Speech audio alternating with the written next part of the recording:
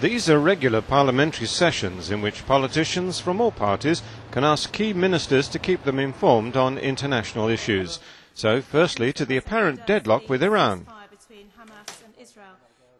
We are 100% committed to the pursuit of a diplomatic resolution to the problem in respect of Iran's nuclear intentions, which is, of course, a threat to stability right across the region. There is now a wider and wider coalition, I think, ready to put pressure on the Iranian regime and also to try to make clear to the Iranian people that there is a major offer of economic, cultural and scientific cooperation that is waiting for them. The economic malaise that currently afflicts Iran is the result of the choices made by the Iranian government, and there is an alternative for them, and we're committed to make sure that the sanctions and the incentives reflect that. We do believe there is a future for a civilian nuclear power generation in Iran. However, the history of Iran's failure to be open and transparent with the international community about its nuclear intentions has gravely undermined confidence. And therefore, I think at this stage it's right to talk openly and plainly about continued commitment to shipments of uranium into Iran, for example, for the Bushehr reactor, which the Russians are responsible for. It's right that we are willing to open discussions with the Iranians, should they, first of all, freeze and then suspend their uranium enrichment program. I think it's premature for us to say that we know that there is one single answer of the sort that the honourable gentleman refers to. I think that we have to recognise confidence has been gravely undermined and needs to be rebuilt step by step as the Iranians show themselves to be a trustworthy partner of the international community. Burma too came under discussion. FCO Minister Meg Munn asked about any signs of democratic movement there. Many people in this country that there is and has been no change in Burma. We have succeeded in getting aid into Burma, particularly with the help of the ASEAN countries in the region. China did agree on consensus to the UN Human Rights Council declaration, and on that basis we believe we can continue to work with them to put pressure on the Burmese regime.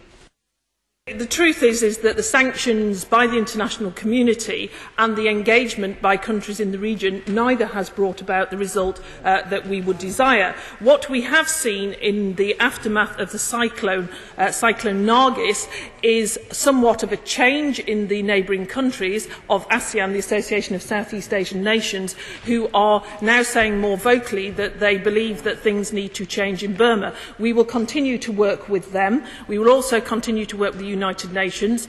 Ban Ki-moon has said that he will be going back to Burma later on this year following up his visit after the cyclone, and we are hopeful that this will enable us to move forward the political process in the right direction. And again, more words on Zimbabwe and South Africa's role. Well, Mr. Speaker, I think the whole House united yesterday in recognising the importance of South Africa to change in Zimbabwe. He asked whether I've had any indications about a change in South African attitude.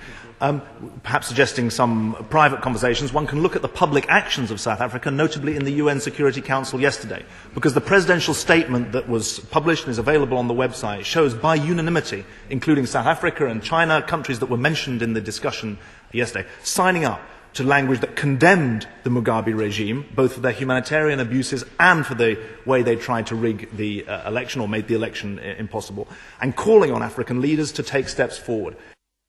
The massive reconstruction job is one in which we are not monopoly players, we're not the sole players, but I hope that we will be substantial players in supporting a decent government for those very, very decent people in Zimbabwe who desperately need the help not just of Britain but of all of the richer countries and certainly all of their neighbours. A point which the Prime Minister fully supported during his question time today.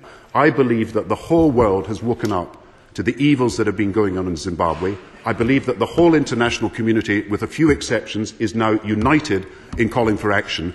But what we want to see is an end to the violence and a peaceful transition in Zimbabwe, and that's why the efforts of the African Union and the United Nations are so important. And we will support them in their efforts and offer the Zimbabwe people help with reconstruction once democracy is restored. Important common sessions both yesterday and today, keeping members up to date and continuing the political pressure on such important issues.